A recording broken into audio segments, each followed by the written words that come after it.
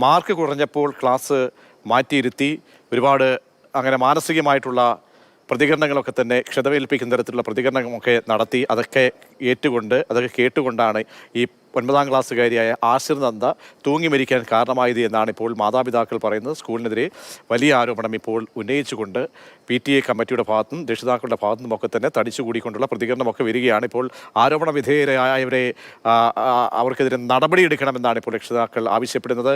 Google തുടരുന്നുണ്ട്. Google, പ്രതിഷേധം എങ്ങനെ പോകുന്നുണ്ടോ? ഒരു നടപടി അനൗൺസ് ചെയ്യാനുള്ള സാധ്യത ഉണ്ടോ? പോലീസിന്റെ ഭാഗത്തു നിന്നൊക്കെയുള്ള നിയമപരമായിട്ടുള്ള പരാതികൾ അതൊക്കെ എടുത്തിട്ടുണ്ടോ? എന്തൊക്കെയാണ് വിവരങ്ങൾ?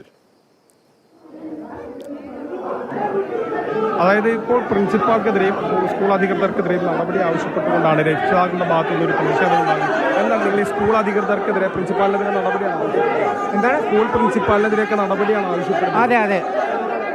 ഇപ്പോൾ നിലവിലെ സ്കൂൾ മാനേജ്മെന്റ് നിലപാട് അങ്ങനെ നിങ്ങളെ സ്കൂൾ മാനേജ്മെന്റ് അറിയിക്കുന്ന നിലപാടെന്താണ്? സ്കൂൾ മാനേജ്മെന്റ്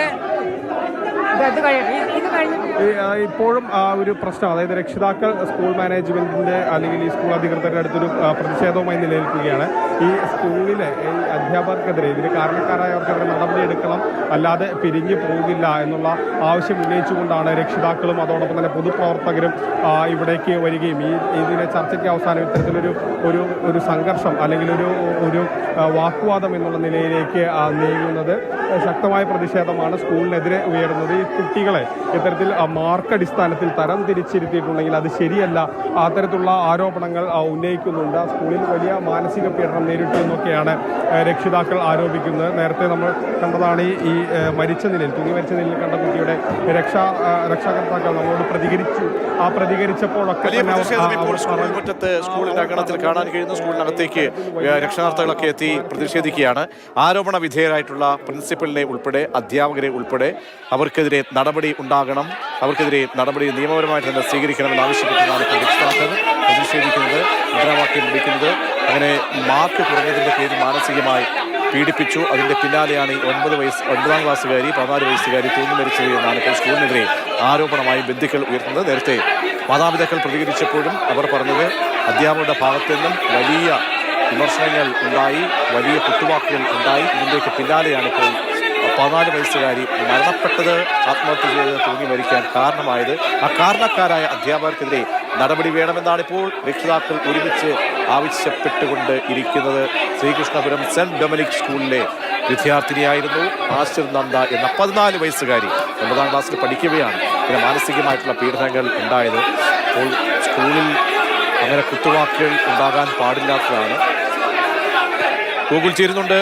ഗൂഗിൾ, മാനസികമായിട്ട് തന്നെ ഏറ്റ വിമർശനങ്ങൾ അതൊക്കെ തന്നെ കുട്ടിയെ അലോസരപ്പെടുത്തിയിരുന്നു എന്നാണ് മാതാപിതാക്കൾ പറയുന്നത്. ഇപ്പോൾ രക്ഷിതാക്കൾ ഒരുമിച്ച് കൂടിയിട്ടുണ്ട് പല വിദ്യാർത്ഥികളുടെയും. അവരൊക്കെ ഒരേ സ്വരത്തിൽ തന്നെയാണോ നടപടി ആവശ്യപ്പെടുന്നത്? ഇപ്പോൾ രക്ഷിതാക്കളുടെ പ്രതിഷേധം ഉണ്ട്. അതോടൊപ്പം നമുക്ക് സ്കൂളിന്റെ പ്രതികരണം തിരിഞ്ഞു നോക്കാം. സ്കൂളിന് എന്താണ് ഇതിൽ പറയാനുള്ളത്? മാനേജ്മെന്റ് സ്കൂളിന് എന്താണ് ഇതിലൊരു വിഷയം?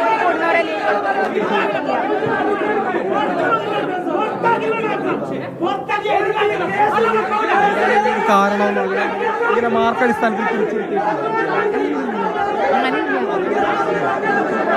കുട്ടിക്ക് മാർക്ക് കുറഞ്ഞതിൽ ഏതെങ്കിലും തരത്തിൽ മാനസിക പീഡനം ഉണ്ടായെന്നാണ് രക്ഷിതാക്കൾ പറയുന്നത്.